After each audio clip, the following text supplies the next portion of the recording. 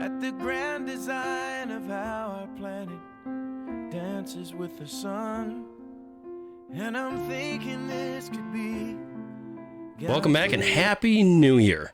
Today we're talking about another Is It Worth It?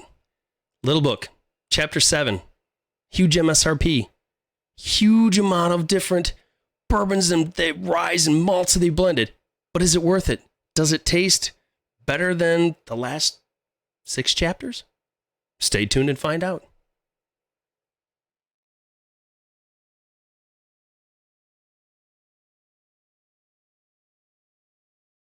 Like I said, welcome back to another Is It Worth It for the last video of the year. Thank you again, all 350 plus of you. If it wasn't for you, I'd just be some guy rambling on YouTube about the bourbons and whiskeys and ryes and scotches that he finds and drinks. But today we have another good one. Chapter 7 Little Book. This Jim Beam that we know, it's 118.1 proof. The MSRP on this bad boy, $150. Luckily, I was able to pick this up from Nestor's Liquor online, shipped for $180. And I thought when I first did, I was like, oh man, that's a lot of money. I'd say it, well, it's going to kill me. But then when I looked at the MSRP, I'm like, plus the shipping and the tax, I'm like, oh, I actually got it for MSRP. So I was kind of happy about that. My wife, not so much. We know this is non-age stated, but let me go through this because there's a lot of undisclosed percentages of blends of malt whiskey, which is one of the ones I said I reviewed that when I hear malt, I kind of shy away from it. But now, well, this is 1 malt whiskey, 2 ryes, and 4 bourbons. So it's 18-year-old Kentucky straight bourbon, 17-year-old Kentucky straight bourbon, 10-year-old Kentucky straight rye, 9-year-old Kentucky straight bourbon, 5-year-old straight malt, finished in applewood smoked barrels. One that sounded really good because I really like applewood when I do a lot of smoking out on my deck in the spring and summer and fall. Well, hell, all year round. I really like the applewood and hickory because it lends a smoky but sweet taste to it. I digress. And 4-year-old Kentucky straight bourbon with 4-year-old Kentucky straight rye. Got a little bit of history. Got a little bit bottle. Like I always say, what's the juice like inside? And is it worth $150? Let's get into the nose. See, right off the rip, I get like a caramel and red fruit. She's been sitting my customary 20 minutes. But this, I mean, it's light amber in color, but she's coating the glass in thick, heavy. And I mean heavy. They're just sitting there and they're just slowly going down. It's really nice.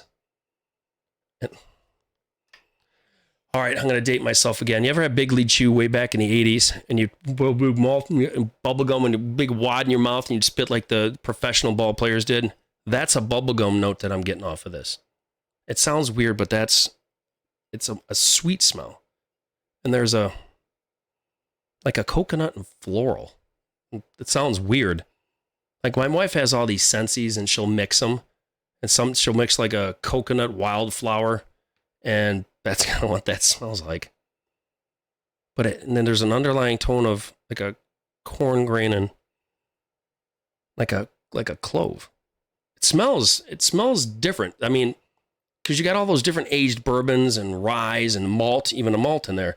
So you're getting all this cornucopia, like I said on the video previous, all those different things kind of crammed into one. Got it in the nose. Let's hope all those cornucopias crammed in there. Tastes good. Let's get in for our first taste. Ooh. When I first got this, the main reason I got this is Jason C. had talked about it on his channel, Mash and Drum. And I was, wow. I was curious. So I went and got it because I heard all the other ones were hit and miss. I heard the couple first ones were good, but then the rice one, I think that was 5 or 6. They were all just kind of, they were all over the board, especially for the price, because you're basically doing experimental things from Jim Beam. But the Kentucky Hug for 118 hits here, and it's blossoming out. It's not hitting like a lead balloon, but it's blossoming out. I'm getting an apricot, an apple, a little maltiness, but that's what was the shocker. Normally when I see malt, like I said, I kind of shy back from it because I had that ASW that was malty as hell, and it tasted gritty like dirty chocolate water. So when I see that, but that malt, especially with the apple, it brings out like a caramel apple spice, almost like a rye spice. But it's, man, that finish is still going, and that Kentucky hug is right here. But it's amazing, good taste. You get that musty note on the back end of those older bourbons. Let's get in for a second taste. There's that maltiness. But I'm telling you guys, I would love to know what we'll say from the 11 year to the 18 year, what that percentage was, whether 10%, 5%, 4%, 50%, because that musty older note, now I'm getting a clove on the back, and almost like when I breathe in, it's like kind of like right there. But you taste that age on it. And like I said, it's a light amber in color in here, but if you look at the bottle, she's dark. Now, would I recommend this? Most of you that do have these, of course, you're going to want to complete the set, they like to say. Me, this is my first one. I'm very impressed with this. Again, I like to age bourbons and ryes. You get all that depth and character of them sitting, like the old Hoverholt, which I'm going to do a review of. And there's a couple I still have to do the Hold Up, which is 14 years old. But you get that aged note. But I would try before you drop $150 and plus tax and shipping if you do decide to order it before.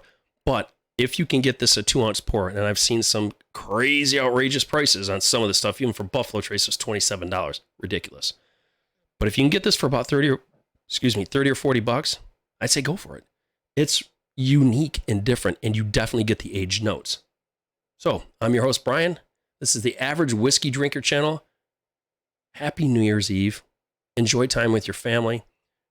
Thank God this year is over and we're on to the next one. Here's to 2024. Like I always say, find a bottle, open the bottle, enjoy that bottle, because good whiskey, even in the coming year, is always meant to be shared. Thank you so much. Like, comment below if you had any of the little books. What chapters did you like? Subscribe and share. And guess what? I'll talk to you guys next year. Cheers.